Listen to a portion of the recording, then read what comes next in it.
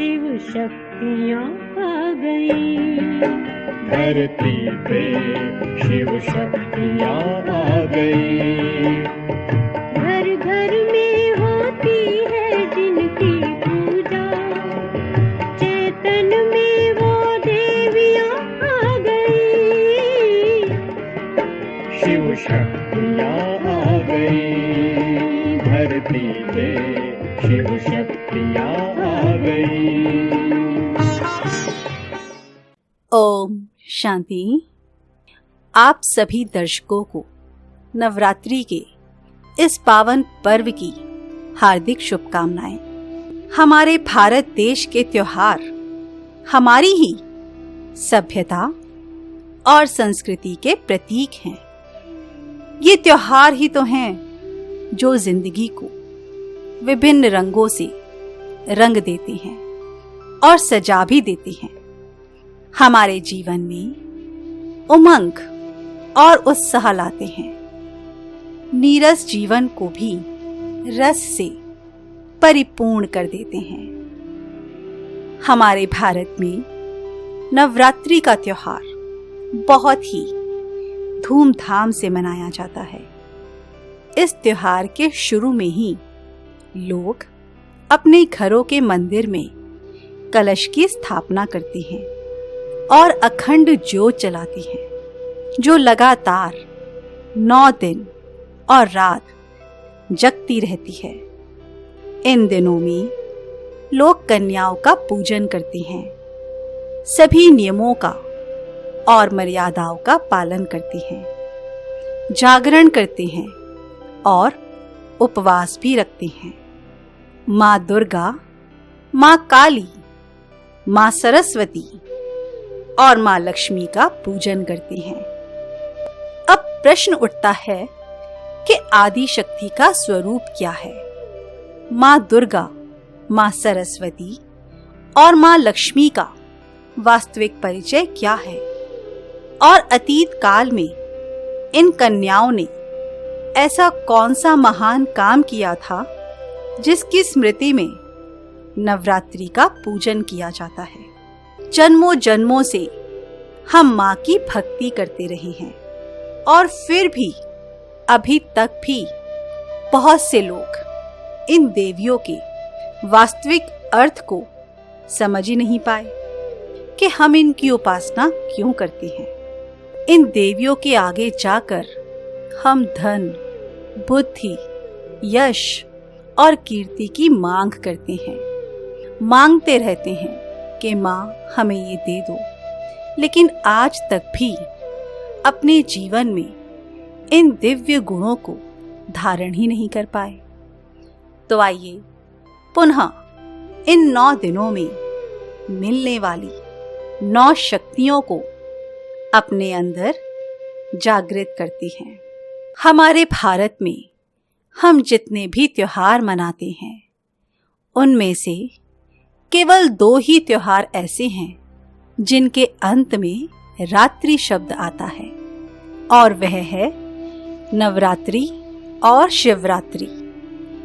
जिस प्रकार परमपिता परमात्मा शिव का अवतरण कलयुगी अज्ञान रात्रि में होता है और उनके जन्म को हम शिवरात्रि के रूप में मनाते हैं, उसी प्रकार 9 निधियों की दात्री 9 देवियों का अवतरण काल नवरात्रि कहलाता है। कारण भी है ना कि शिव और शक्ति का गायन साथ साथ होता है।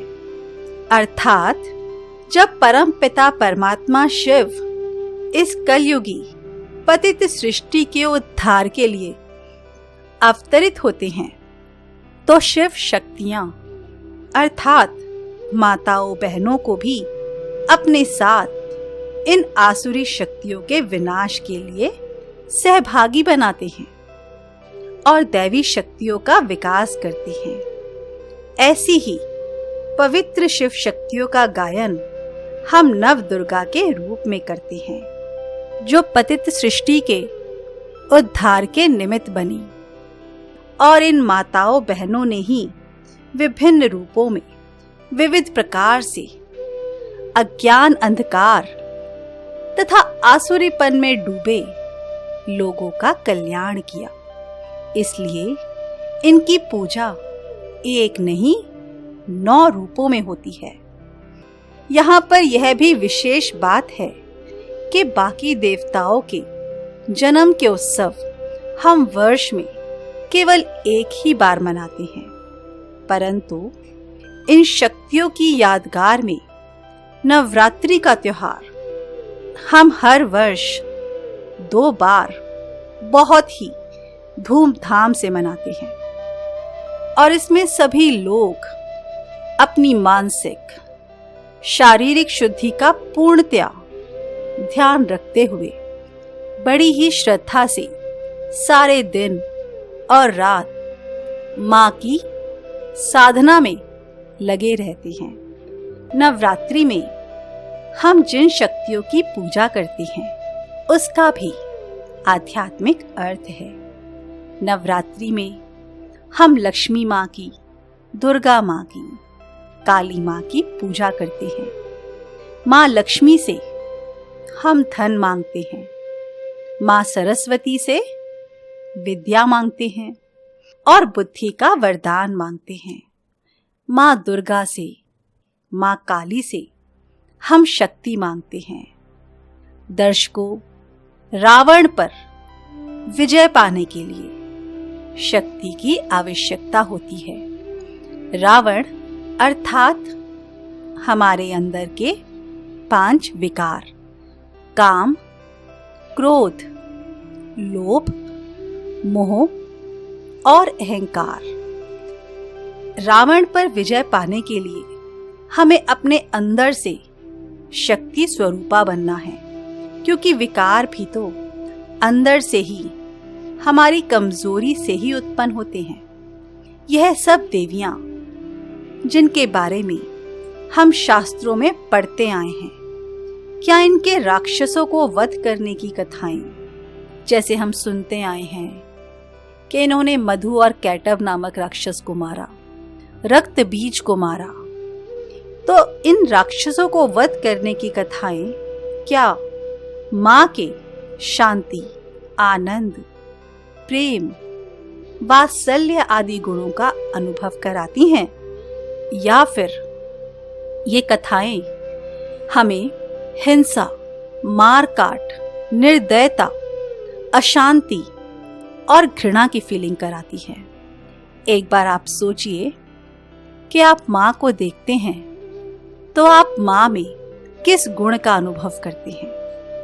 यदि हम देवी को माँ का दर्जा देते हैं तो माँ का यह स्वरूप क्या किसी बच्चे को प्यार का आभास करा सकते हैं?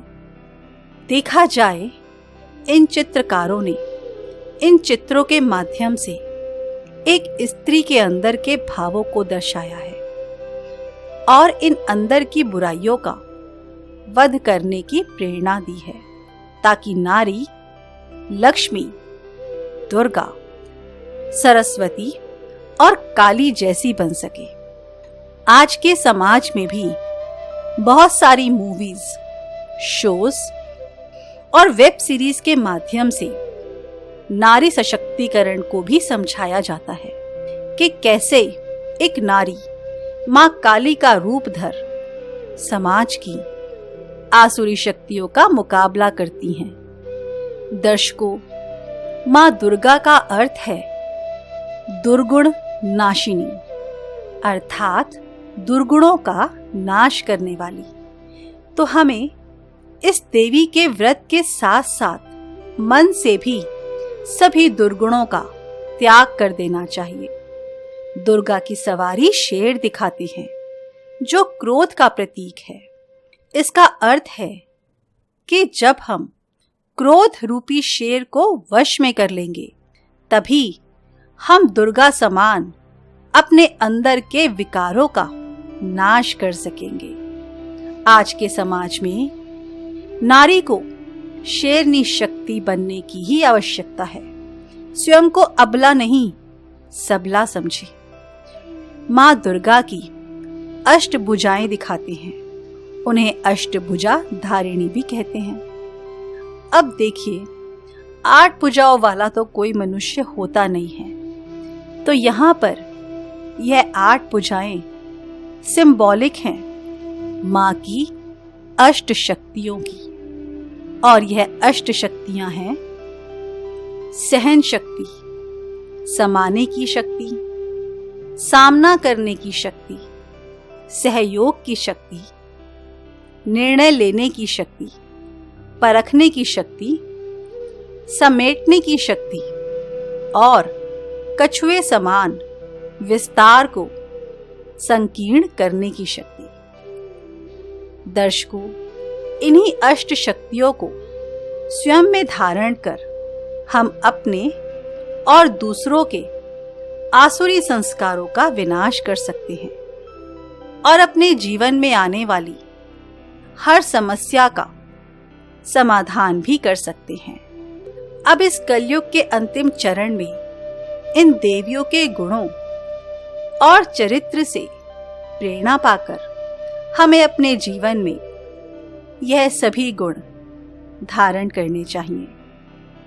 तभी हमें वर्तमान में सुख, शांति और संतुष्टि प्राप्त हो सकती है तथा भविष्य में हम सर्वगुण संपन्न देवी देवता समान बन सकते हैं। यही होगी देवी माँ की सच्ची आराधना, अर्थात देवियों में जो दिव्य गुण हैं, आप वे गुण भी अपने अंदर धारण करें।